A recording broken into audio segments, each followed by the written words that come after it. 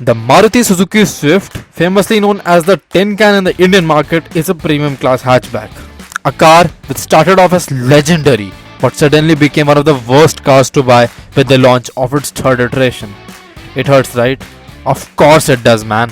When a company ruins a car which used to be loved by enthusiasts across the whole country and used to be a dream car for every youngster before February 2018, because that was the time when third generation of Swift was launched. Now, let me tell you all a story. You are going to like this one for sure. So grab your popcorn buckets and let's start. When the Swift was first launched in the Indian market in 2005, no one, even the manufacturers themselves, had an idea that this car would still be selling like hotcakes 15 years from now.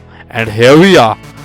At the time of its launch, the market was hugely dominated by the legend Maruti 800, and Alto had already started capturing the Indian market at a fast pace. In this race of affordable hatchbacks, it felt like the Swift won't even stand a chance against such cars. But boy oh boy, we were so wrong. The entry car level segment was never about features and looks, you see. It was just the lowest possible segment, with cars offering minimum to nothing. And then came the Swift and break all the traditional barriers and norms. Youngsters absolutely loved it. And talking about the engine, a diesel engine was introduced later on the Swift in 2007, and when customers were asked to give their honest feedback on the engine, do you know what they said? They said that the engines are butter smooth, both the petrol and the diesel. That was the Swift, my friend. That was what the Swift stood for.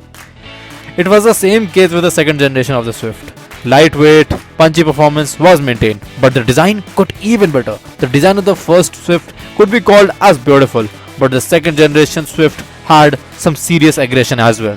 And you don't get to see aggression in an affordable hatchback, but the second gen Swift had that.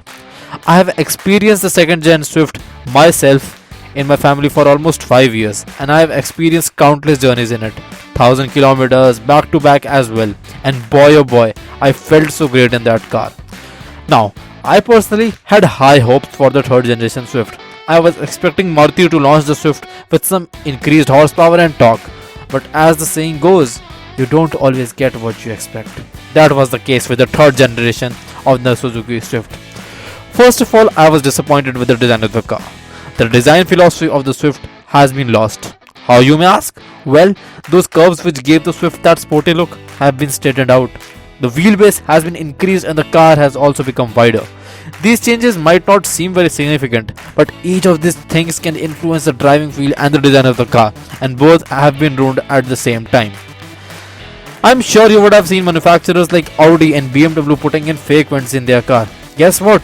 Maruti has started to do that too, but as the saying goes, नकल करने के लिए भी अकल चाहिए होती है. Maruti didn't quite learn copying correctly.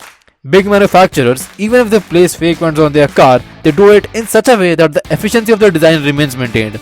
They make sure that those fake vents are just for visual purposes. Well, on the Swift, these fake vents not only ruin the design of the car, they create additional drag which ultimately undermines the potential of the car, and the car ends up performing worse than it actually could. Now, at the end of all this, the main question is, can the Swift be saved? Can the legendary Maruti Swift be revived? The answer is yes, but it depends if the company wants to revive it or not. Now, I want to end this video on a positive note. So the thing is that the Swift DNA is not completely lost. The Swift still glides around the corners playfully as it did before. It still has that wonderful engine which has got no lag, and it just keeps pulling smoothly. It still has that feeling of being lightweight. So yeah, the DNA is still there. The hope is still there. But if we don't preserve it, the Maruti Suzuki Swift might just die. And I for sure won't be happy with that. It's the affordable dream of every enthusiast out there. So please don't kill it, Maruti. Please don't kill it. Now, I want to have a discussion regarding cars with you. Yes, you the person who is watching this video. So why don't you just join the MotoDrift community by clicking the link in the description below. You can join on whatever platform you like. I would love to have you as a part of the MotoDrift community. So join in and I will see you on the other side. Till then, ciao.